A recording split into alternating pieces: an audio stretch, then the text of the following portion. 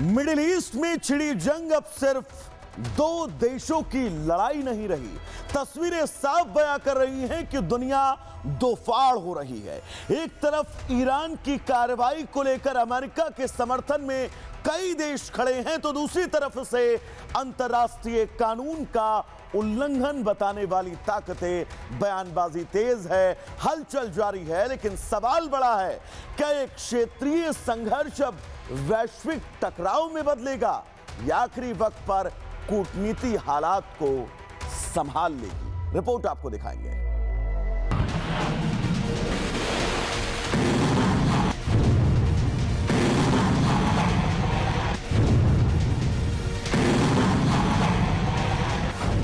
Middle east में war, दुनिया दो फाड़, वैश्विक ताकतों का टकराव, कौन किसके साथ? मिडिल ईस्ट में छिड़ी जंग अब सिर्फ 2-3 देशों के बीच का मुकाबला नहीं रही, बल्कि इसने पूरी दुनिया को दो फाड़ कर दिया। ईरान के कई शहरों में स्कूलों और रिहायशी इलाकों पर गिरती मिसाइलों के बीच अब दुनिया के सुपर पावर देश भी खुलकर मैदान में आ गए हैं। किसी ने सीज फायर करने की अपील की, तो कहीं अमेरिकी कार्रवाई का खुला समर्थन किया जा रहा है। चीन के विदेश मंत्रालय ने बयान जारी कर कहा कि इलाके में तुरंत युद्ध विराम होना चाहिए। रूस ने यूएस और तेल अवीव पर आरोप लगाया कि वे परमाणु कार्यक्रम की चिंता के पीछे शासन परिवर्तन का एजेंडा छिपा रहे हैं। जर्मनी और फ्रांस ने ईरान के परमाणु कार्यक्रम और हालिया प्रदर्शनों पर कार्रवाई की आलोचना की है। ओमान के विदेश मंत्री बद्र अल बुसैदी ने अमेरिका के राष्ट्रपति डोनाल्ड ट्रंप की आलोचना की और कहा कि यह आपकी लड़ाई नहीं है। दूसरी तरफ ऑस्ट्रेलिया और कनाडा ने अमेरिकी एक्शन का समर्थन किया। ऑस्ट्रेलिया के प्रधानमंत्री एंथनी अल्बनीज ने कहा कि उनका देश ईरान को परमाणु बम हासिल करने से रोकने के अमेरिकी प्रयासों का समर्थन करता है। कनाडा के प्रधानमंत्री मार्क कार्नी ने भी सैन्य कार्रवाई का समर्थन करते हुए कहा कि ईरान मध्य पूर्व में अस्थिरता और आतंक का मुख्य स्रोत है। ब्रिटिश प्रधानमंत्री कीर स्टारमर ने शनिवार को पश्चिमी एशिया क्षेत्र में ईरान के हमलों की आलोचना की। ईरान के पलटवार के बाद संयुक्त अरब अमीरात, कतर और कुवैत समेत कई मध्य पूर्वी देशों ने इसे खतरनाक बढ़ोतरी बताया और जवाब देने की बात कही। Canada supports the United States acting to prevent Iran from obtaining a nuclear weapon and to prevent its regime from further threatening international peace and security. कुल मिलाकर दुनिया दो खेमों में बढ़ती दिख रही है। एक धड़ा कह रहा है ये अंतर्राष्ट्रीय कानून का उल्लंघन है, दूसरा कह रहा है ये सुरक्षा और स्थिरता के लिए जरूरी कदम था। यानी कि बड़ी ताकतें आमने सामने हैं। अगर बयानबाजी और सैन्य कार्रवाई दोनों साथ साथ बढ़ी तो ये क्षेत्रीय संघर्ष वैश्विक टकराव में बदल सकता है।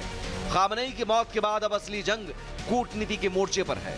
अगर महाशक्तियां अपने अपने ब्लॉक बनाकर खड़ी हो गई तो हालात खतरनाक मोड़ ले सकते हैं। अब सवाल वही, क्या ये तीसरे विश्व युद्ध की आहट है या कूटनीति आखिरी वक्त पर हालात संभाल लेगी? Bureau report, Republic middle east में छिड़ी जंग अब सिर्फ दो देशों की लड़ाई नहीं रही। तस्वीरें साफ बयां कर रही हैं कि दुनिया दो फाड़ हो रही है। एक तरफ ईरान की कार्रवाई को लेकर अमेरिका के समर्थन में कई देश खड़े हैं, तो दूसरी तरफ से अंतर्राष्ट्रीय कानून का उल्लंघन बताने वाली ताकतें। बयानबाजी तेज है, हलचल जारी है, लेकिन सवाल बड़ा है, क्या एक क्षेत्रीय संघर्ष अब वैश्विक टकराव में बदलेगा या आखिरी वक्त पर कूटनीति हालात को संभाल लेगी? रिपोर्ट आपको दिखाएंगे।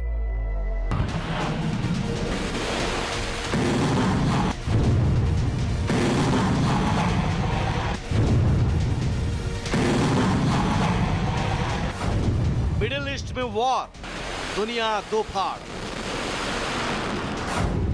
वैश्विक ताकतों का टकराव, कौन किसके साथ?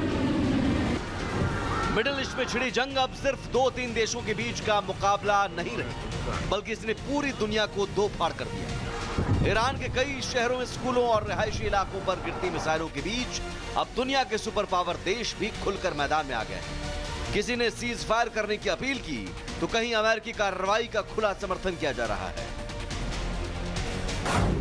चीन के विदेश मंत्रालय ने बयान जारी कर कहा कि इलाके में तुरंत युद्ध विराम होना चाहिए।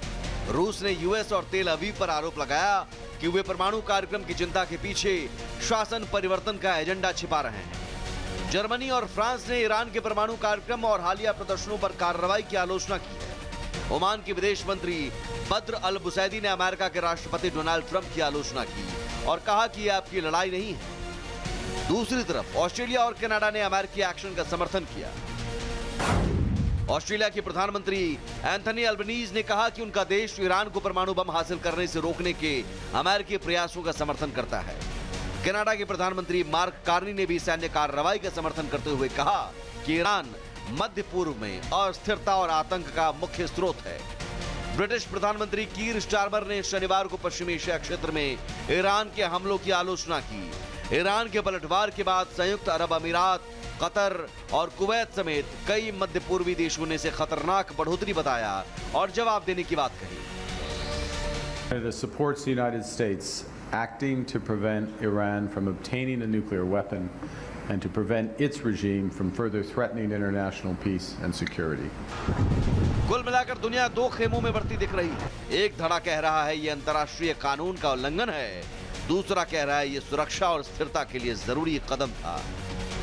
यानी कि बड़ी ताकतें आमने सामने हैं। अगर बयानबाजी और सैन्य कार्रवाई दोनों साथ साथ बढ़ी तो ये क्षेत्रीय संघर्ष वैश्विक टकराव में बदल सकता है। खामनेई की मौत के बाद अब असली जंग कूटनीति के मोर्चे पर है। अगर महाशक्तियां अपने अपने ब्लॉक बनाकर खड़ी हो गई तो हालात खतरनाक मोड़ ले सकते हैं। अब सवाल वही, क्या ये तीसरे विश्व युद्ध की आहट है या कूटनीति आखिरी वक्त पर हालात संभाल लेगी? Bureau report, Republic middle east में छिड़ी जंग अब सिर्फ दो देशों की लड़ाई नहीं रही, तस्वीरें साफ बयां कर रही हैं कि दुनिया दो फाड़ हो रही है।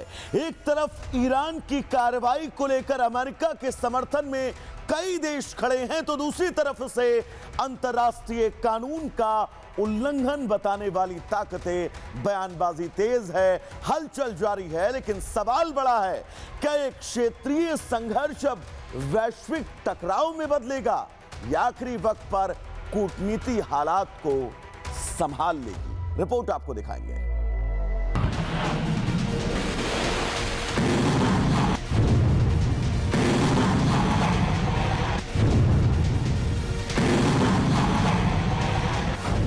मिडिल ईस्ट में वॉर, दुनिया दो फाड़, वैश्विक ताकतों का टकराव, कौन किसके साथ? मिडिल ईस्ट में छिड़ी जंग अब सिर्फ 2-3 देशों के बीच का मुकाबला नहीं रही, बल्कि इसने पूरी दुनिया को दो फाड़ कर दिया। ईरान के कई शहरों में स्कूलों और रिहायशी इलाकों पर गिरती मिसाइलों के बीच अब दुनिया के सुपर पावर देश भी खुलकर मैदान में आ गए हैं। किसी ने सीज फायर करने की अपील की तो कहीं अमेरिकी कार्रवाई का खुला समर्थन किया जा रहा है। चीन के विदेश मंत्रालय ने बयान जारी कर कहा कि इलाके में तुरंत युद्ध विराम होना चाहिए। रूस ने यूएस और तेल अवीव पर आरोप लगाया कि वे परमाणु कार्यक्रम की चिंता के पीछे शासन परिवर्तन का एजेंडा छिपा रहे हैं। जर्मनी और फ्रांस ने ईरान के परमाणु कार्यक्रम और हालिया प्रदर्शनों पर कार्रवाई की आलोचना की है। ओमान के विदेश मंत्री बद्र अल बुसैदी ने अमेरिका के राष्ट्रपति डोनाल्ड ट्रंप की आलोचना की और कहा कि यह आपकी लड़ाई नहीं है। दूसरी तरफ ऑस्ट्रेलिया और कनाडा ने अमेरिकी एक्शन का समर्थन किया। ऑस्ट्रेलिया के प्रधानमंत्री एंथनी अल्बनीज ने कहा कि उनका देश ईरान को परमाणु बम हासिल करने से रोकने के अमेरिकी प्रयासों का समर्थन करता है। कनाडा के प्रधानमंत्री मार्क कार्नी ने भी सैन्य कार्रवाई का समर्थन करते हुए कहा कि ईरान मध्य पूर्व में अस्थिरता और आतंक का मुख्य स्रोत है।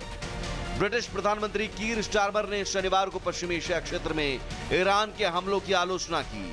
ईरान के पलटवार के बाद संयुक्त अरब अमीरात, कतर और कुवैत समेत कई मध्य पूर्वी देशों ने इसे खतरनाक बढ़ोतरी बताया और जवाब देने की बात कही।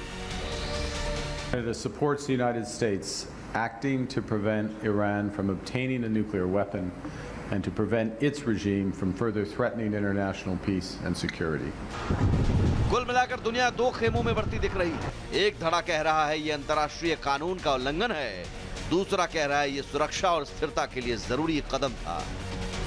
यानी कि बड़ी ताकतें आमने सामने हैं। अगर बयानबाजी और सैन्य कार्रवाई दोनों साथ साथ बढ़ी तो ये क्षेत्रीय संघर्ष वैश्विक टकराव में बदल सकता है। खामनेई की मौत के बाद अब असली जंग कूटनीति के मोर्चे पर है। अगर महाशक्तियां अपने अपने ब्लॉक बनाकर खड़ी हो गई तो हालात खतरनाक मोड़ ले सकते हैं। अब सवाल वही, क्या ये तीसरे विश्व युद्ध की आहट है या कूटनीति आखिरी वक्त पर हालात संभाल लेगी? Bureau report, Republic Bharat.